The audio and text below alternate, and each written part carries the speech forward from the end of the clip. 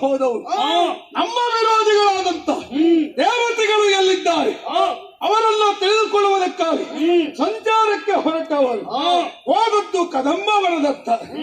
ಅಂತ ಕೆಲವೇ ಏನೋ ಆ ಯುವತಿ ಅಷ್ಟೊಂದು ಚೆನ್ನಾಗಿದ್ದಾಳೇನೋ. ಹೌದಣ್ಣ.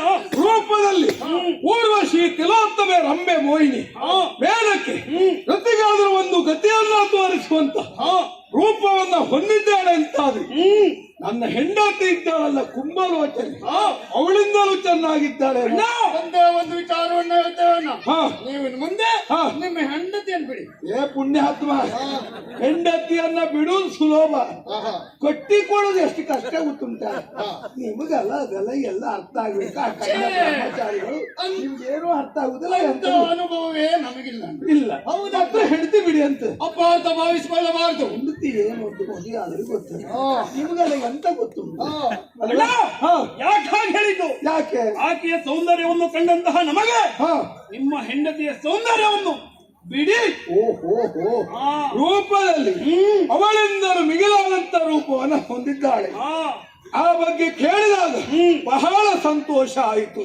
ಆದ್ರೂ ಒಂದು ಮಾತು, ತರಬೇಕು ತರುಣಿಯಲ್ಲ ಕಾಮನ ಮುಂದೆ ಅರಗಿಣಿಯನ್ನು. ಯಾರು ನೀವ? ಬೇಡವೇ ಬೇಡ. ಈಗ ಹೋಗಿ ಬಂದು ಇಷ್ಟು ಸಮಯವನ್ನ ಕಳೆದ ಸಾಕು. ನೀವು ಕಳೆಯುವುದಕ್ಕೆ ಹೋದ್ರೆ ಮತ್ತೆ ಉಳಿದವರೆಲ್ಲ ಏನು ಇನ್ನು ಮುಗಿಲಿಲ್ವ? ಈಗ ಬರ್ತಾರೆ, ರಗಳೆ ಮುಗಿಲಿಲ್ಲ ಹೇಳೋಕ್ಕಿಂತ ಮೊದಲು ನಾವೇ ಮುಗಿಸ್ತು ನೋಡಿ. ಅಣ್ಣ ಈಗ ಬರ್ತಾರೆ, ಆಗ ಬರ್ತೀರಂತ ಕಾದು ಕಾದು ನಿಮಗೆ ಬೇಸರವಾಯ್ತು ಅಣ್ಣ. ನೀವು ಬಂದದ್ದಕ್ಕೆ ರಗಳೆ ಅಲ್ಲ, ಒಳ್ಳೆ ಕೆಲಸ ಮಾಡಿದ್ದೀರಿ. ಒಳ್ಳೆ ಸಮಯವನ್ನ ನಿಜವಾಗಿ ನೀವು ಸಮರ್ಥರು ಹೌದು.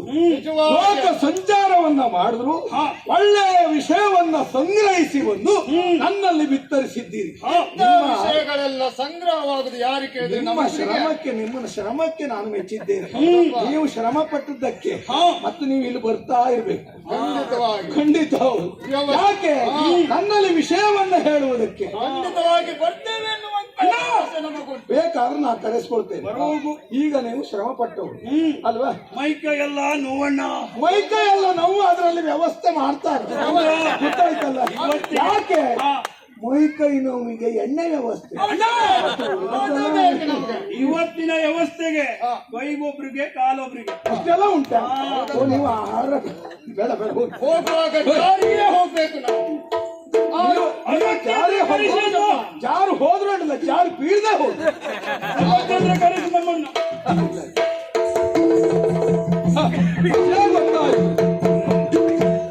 ಎನ್ನುವ ನುಡಿ ಲಾಲಿದುದ ಜುಂಬನು, ಎನ್ನುವ ನುಡಿ ಲಾಲಿದುದ ಜುಂಬನು, ಮನಸ್ಸಿಗನ ಜರಗದಿಗೆ ಸಿಲುಕುತ್ತ, ಮನಸ್ಸಿಗನ ಶರದತ್ತಿಗೆ ಸಿಲುಕುತ್ತ, ವನಜನೆಯ ತ್ರಯವರಿಸದಿರೆನೆಂದೆನುತ್ತ, ವನಜನೇತ್ರಯ ವರಿಸದಿರೆಯನ್ನುತ್ತ ನಿಶ್ಚಯಿಸಿ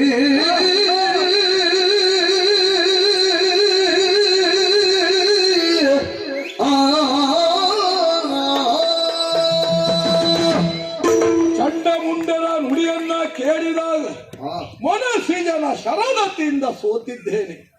ಅವರ ನುಡಿಯನ್ನೇ ಕೇಳಿ ನನಗೆ ಈ ರೀತಿ ಆಯ್ತು. ಇನ್ನು ಅವಳು ನೋಡಿದ್ರೆ ಹೇಗೆ ಆಗ್ಬಹುದು ಅಲ್ವಾ?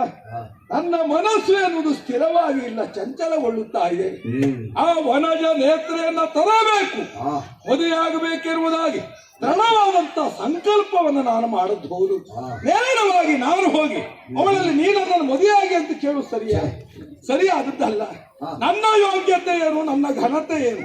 ಮದುವೆ ಆದ್ರೆ ಶೋರಿತಾಪುರ ದೊರೆಯಾದಂತ ಶುಂಭಧಾನವರನ್ನ ಮದುವೆಯಾಗಬೇಕೆನ್ನುವುದಾಗಿ ಮನವರಿಕೆ ಆಗುವ ಹಾಗೆ ಮಾತನಾಡುವರು ಬೇಕು.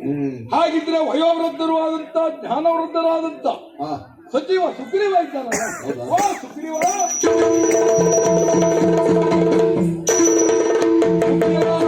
ನಿನ್ನನ್ನ ಕರೆಯುವುದಕ್ಕೆ ಬಲವಾದ ಕಾರಣ ಉಂಟು.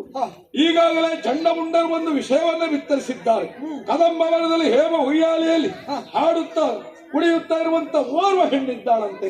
ಉಯ್ಯಾಲೆಯಲ್ಲಿ ಅವಳನ್ನ ತಂದು ಮದುವೆಯಾಗಬೇಕಿರುವುದಾಗಿ ದೃಢವಾದಂತ ಸಂಕಲ್ಪ ನಾನು ಮಾಡಿದ್ದೇನೆ.